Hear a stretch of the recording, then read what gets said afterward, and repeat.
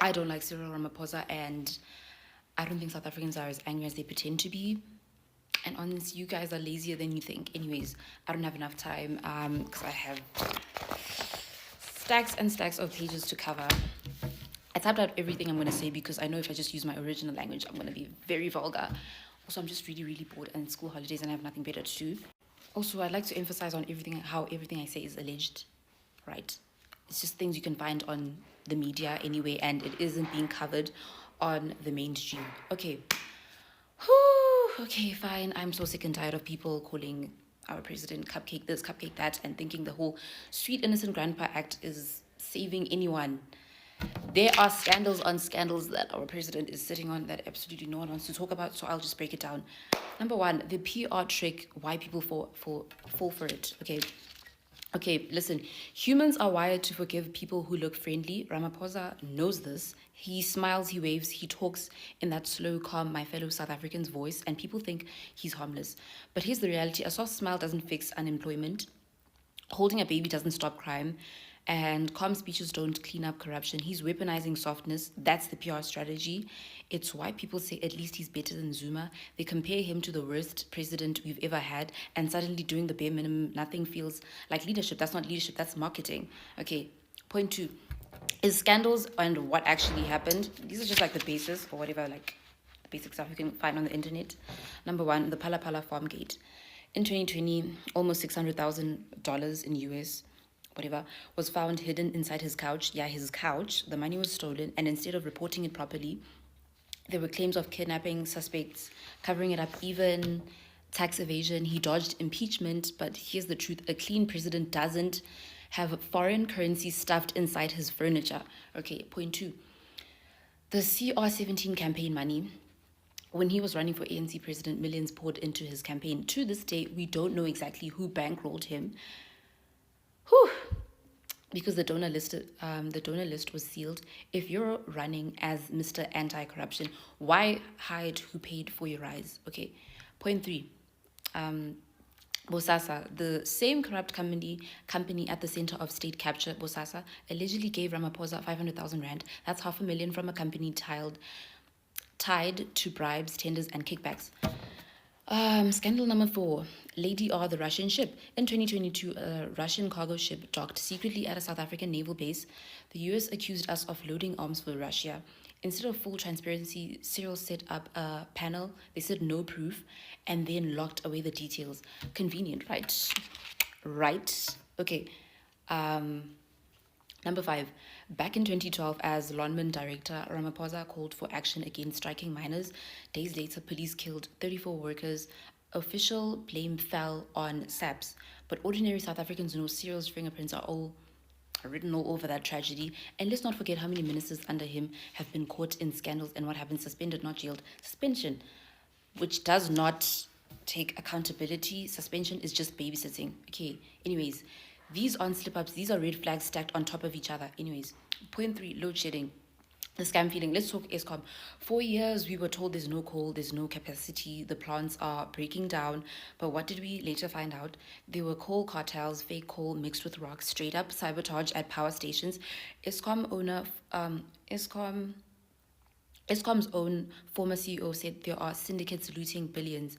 And while we sat in the dark, South Africa was still exporting electricity to other countries, Botswana, Namibia, because of contracts. So you're telling me we had to suffer load shedding while our neighbors had light. That's why people think the whole thing was a scam, real breakdowns mixed with corruption and bad contracts. Now, suddenly in 2024 to 2025, load shedding eases because elections are around the corner. Like, make it make sense. Point four. Whistleblowers, my bad. Whistleblowers pay with their lives. Look at Babita sorry, I can't say this name right if I pronounce it wrong. Diokaran Angaz. She exposed a 2 billion rand corruption racket in the health department. She was assassinated. Number two, Pamela Mabini, March 2025, community activist and whistleblower whose work helped arrest televangelist Timothy Omotoso for rape and human trafficking. She was shot dead outside of her home, calling attention to the extreme risks some face simply for speaking the truth. Number 3, Jimmy Mohlala, January 2009, whistleblower and speaker of the Mbombela municipality who exposed corruption in the construction of Mbombela Stadium for the 2020. Oh my gosh, let me just speak slower. For the 2010 World Cup, he was assassinated in what many suspect was a politically motivated killing. Cloete and Thomas Murray, March 2023. Court-appointed liquidators investing corrupt Bosasa financials. Both were shot dead in a suspected assassination. Number 5, Sindiso Makaka in September 2017. Former ANC-YL official who reportedly blew the whistle on corruption in Umzimkhulu municipality. His family believes he was poisoned or shot for speaking out.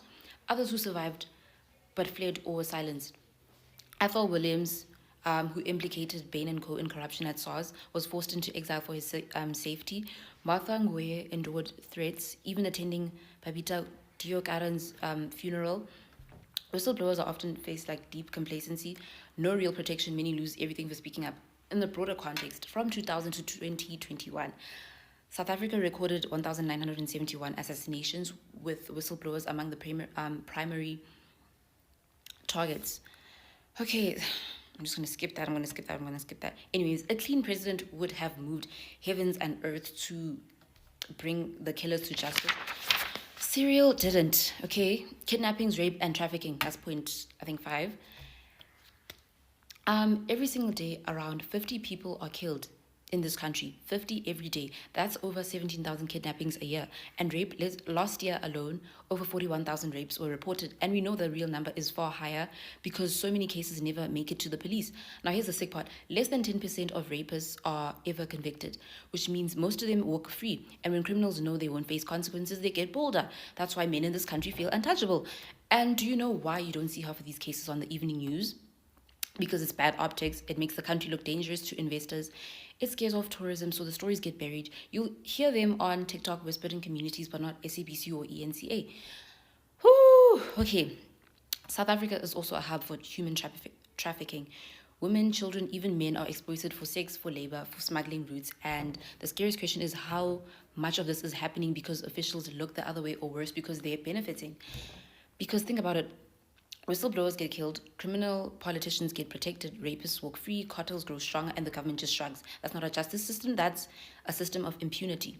Point 5, I think point 6. Foreign mining deals, 1,000 jobs for millions unemployed. Now this one just makes me sick. South Africa is crawling with foreign companies that thrive here but barely contribute to our economy.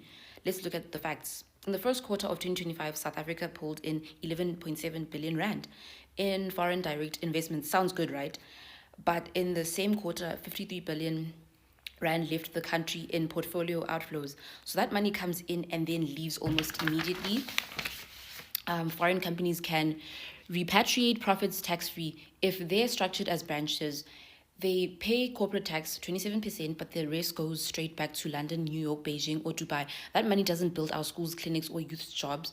It builds someone else's empire. And where does most of the FDI go? Not into small businesses, not into new factories, not into education. It goes into mining, carrying 27% of all inward stock. That's low job, high extraction, short-term profit. It leaves us with holes in the ground while shareholders overseas crash in. Sector examples, everyday proof. Retail giants Walmart via Massmart, ShopRite competition. Walmart bought into Massmart in 2011. Prices didn't drop. Local suppliers got squeezed. Profits fly straight back to the US. Telecoms, Vodacom's MTN foreign shareholders. MTN may feel, damn, I'm not going to be able to cover all of this here. Woo! Damn, I still have like 3 pages left and I haven't even covered all of it. And I freaking ran out of breath. Okay, I'm just going to make a part 2 for this. Or it'll just stay in my... Hello Mzansi, welcome to Mkosa Mzansi. If today is your first time visiting this channel, please do the right thing and click the subscribe button, and also don't forget to smash the like button. This young girl speaking about Cyril Ramaphosa netindo alatendile, and we actually ukuthi aka understand why bantu bambita nga cupcake uthi mnyanyisani le nto uthi akamthanzi vele Ramaphosa and tiningi tindo alatendile la South Africa le ngalesi singatheni usimakabuka bona ngazuthi bantu yes bakwatile, but uthi South Africans are not angry enough bekakhuluma nje tindo letiningi lesati ukuthi Ramaphosa uke watenda netikandali take most of them setibonile ti-trend nje tinkulento qhumana, so uyasho ukuthi aliyekele neligama la cupcake le Ramaphosa abitwa ngalo, because uyi-cupcake yani nje, cupcake yani iyobonana mhla ka-24 September, because okunemasha ye-youth lebi kabi le bantu abaningi bayilenzele emehlo labovu. Please do comment what you think below down in the comment section. Goodbye.